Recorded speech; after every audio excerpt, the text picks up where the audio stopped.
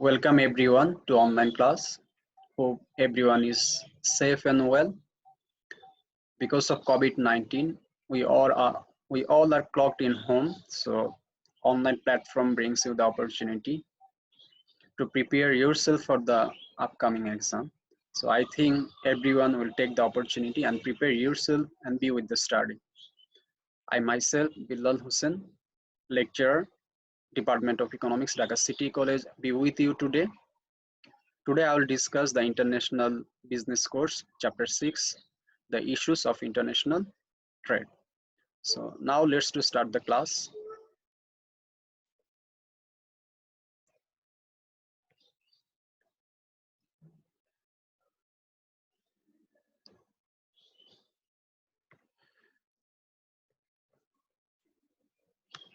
Today I will discuss the two part, the IMF and the gold standard. So now let's to start with the first one, the IMF. The first question is, what is the IMF? The intergovernmental organization that oversees the global financial system. Basically, the International Monetary Fund is an organization of 189 countries working to foster global monetary cooperation, secure financial stability, facilitate international trade, promote high employment, and sustainable economic growth to reduce the poverty around the world. So,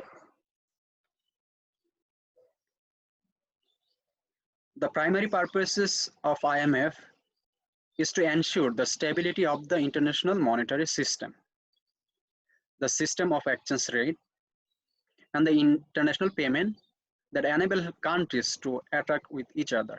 So what is the exchange rate? The exchange rate, how the local currency is exchanged with the foreign currency, that is called the exchange rate. So the main purposes of the IMF is to stabilize the exchange rate and foster the economic growth around the world. So the history of IMF. The IMF and the World Bank are the result of the Bretton Woods conference that was held in US. The International Monetary Fund was created in July 1944, originally with the 45 members, with a goal to stabilize exchange rate and assist the reconstruction of the world international payment system. In a word, the member countries of IMF. The types of membership. There are two types of membership in the IMF. The first one is original membership and the second one is ordinary membership. The original membership, all those countries who were present in the Bretton Woods conference held in 1944, and the ordinary membership, the member country who got membership later subsequently.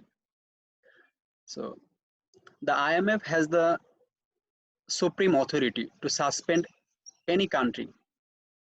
The similar way, every country has the rights to resign from the IMF membership.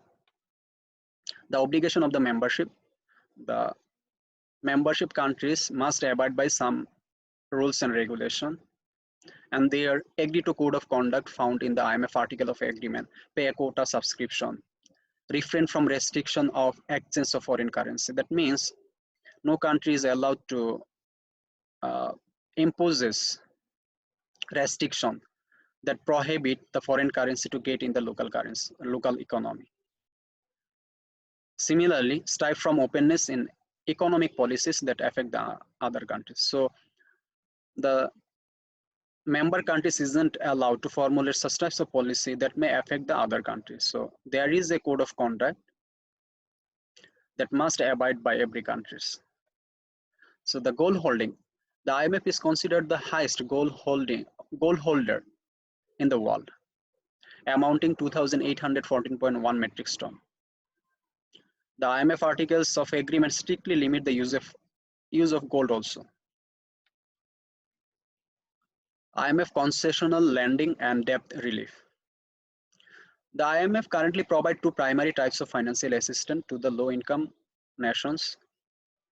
The first one, low-interest loan under the Poverty Reduction and Growth Trust, that is called the PRGT. The other one is debt relief under the heavy indebted poor countries, that is called HIPC. So IMF provide the interest to the member country. So IMF provide the loan to the member countries almost 0% interest.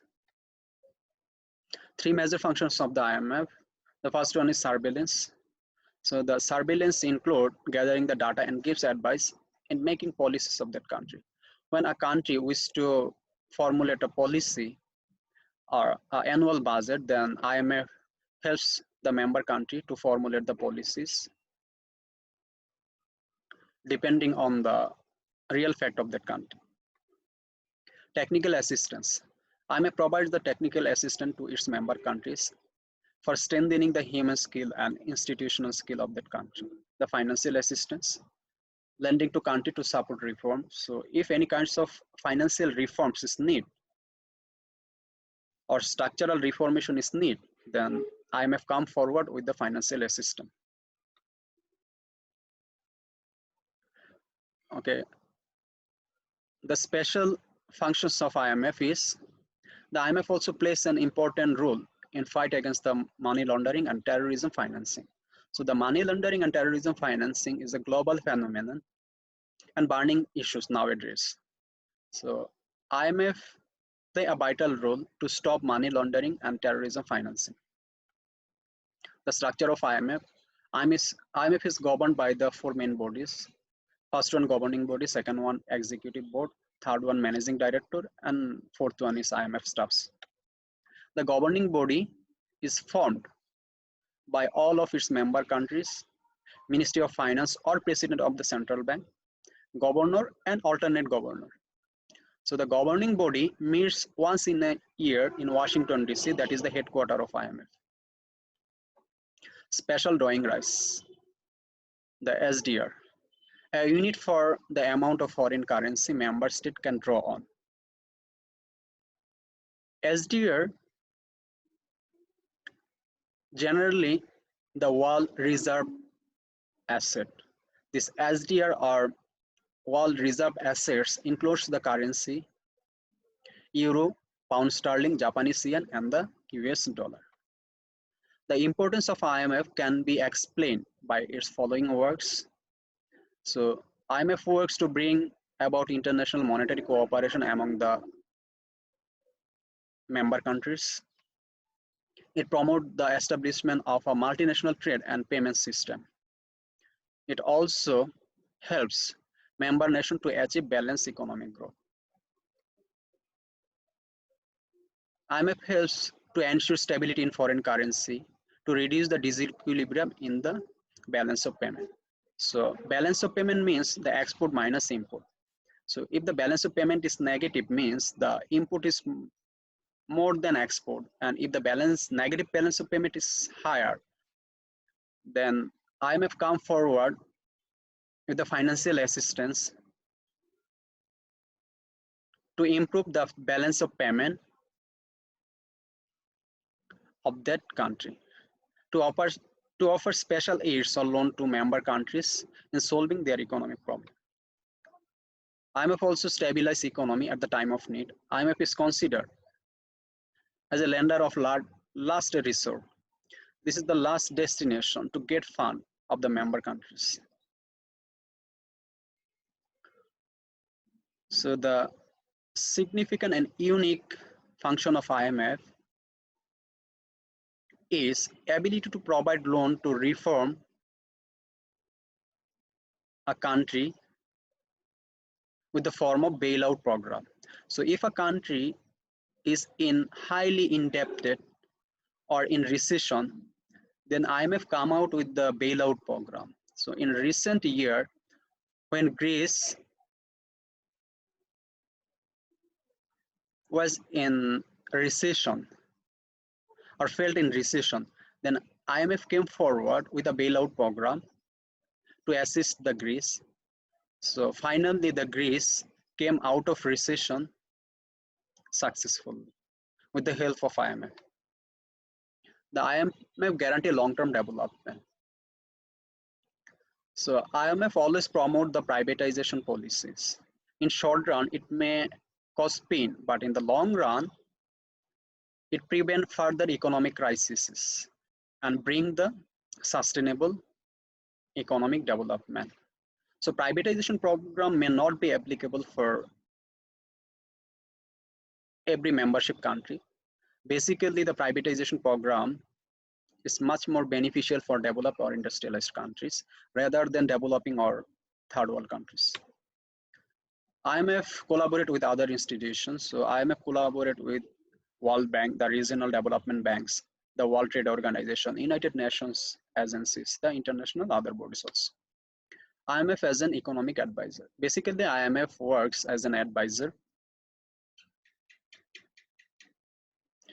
So it is also known for providing a forum for discussion and consulting among member countries. So if any international dispute arise, then IMF call a forum for discussion and consultation among member countries to solve the arising problem. The criticism of IMF is considered the world predatory lenders. So the another criticism, fixed and rigid policies for all. So sometimes IMF implies some inflexible set of economic policies for all, regardless, regardless the situation of the economy. So for example, the privatization policy, it may work better for developed or industrialized country rather than underdeveloped or third world country. So the fixed and rigid policy may not work for every member countries. IMF plus World Bank 100 rich, billions poor. So IMF policies may promote the richer to be more rich and poorer to be more poor. The IMF policies also exacerbate the poverty and economic problems. Discriminating features. So here is a bar diagram. On the vertical line, the percent of contribution to the IMF fund is shown, and on the horizontal line, the respective member countries are shown. So the top 20 donors to the IMF fund, USA contribute almost 70%, Japan 6%, Germany also 6%, France almost 5%, United Kingdom is near about 5%, and China near about 4%. As the voting power is considered by the amount how much money a country contribute to the IMF fund. So obviously the industrialized or developed country, or specifically the USA, has the largest stakeholder of the IMF. So they have the also influential power to formulate the policies. Countries quota in the IMF. So here is a pie diagram. We have seen that European member state holds the 32% of the quota. USA holds 70%, Japan 6.1%, China 3.7%, Saudi Arabia 2.9%, Canada 2.9%, Russia 2.7%. Now the question is, who pays to IMF fund? Yes, country's quota determines how much it contribute, how many votes it has, and how much it can borrow. So the ability to contribute to the fund determines the voting power, also determine how much money a country can get from the IMF fund. Disregard national sovereignties. Sometimes IMF imposes some unrealistic condition to the member countries. Promote gender discrimination at national levels. So the policies hurt women the most. The privatization program may affect the female most. Just like the education and healthcare, if it is privatized, then the poor and margin people, they may not get the basic needs, just like education and health facilities, because of high price. violate labor rights. The IMF advises countries to attract foreign investment by weakening their labor laws. So if the labor laws is weakened, then the labor may be affected, their rights may be violated. As a consequence, the child labor or working more than 8 hours in a day. So this is the problem. For example, in Haiti, the government was told to eliminate a statute in their labor code that allowed increase in the minimum wage on 10% inflation. So weakening the labor law, basically it affects the labor adversely, trigger environmental degradation. So IMF policies promote natural resource exploitation, but environmental ministries are not included to formulate that policy. So if so much natural resources is just exploit, then there is a deforestation problem. The example in Africa, the country Ivory Coast increased reliance on coca export that has led to a loss of two-thirds of its country's forest. So there is a deforestation situation in Ivory Coast. The moral hazard problem, many member countries of IMF like Italy and Greece have been accused of unstable budget and unplanned investment because they believed that IMF would come to their rescue. So this is the problem, I think. So this is the conclusion of first part. Now let's start the second part.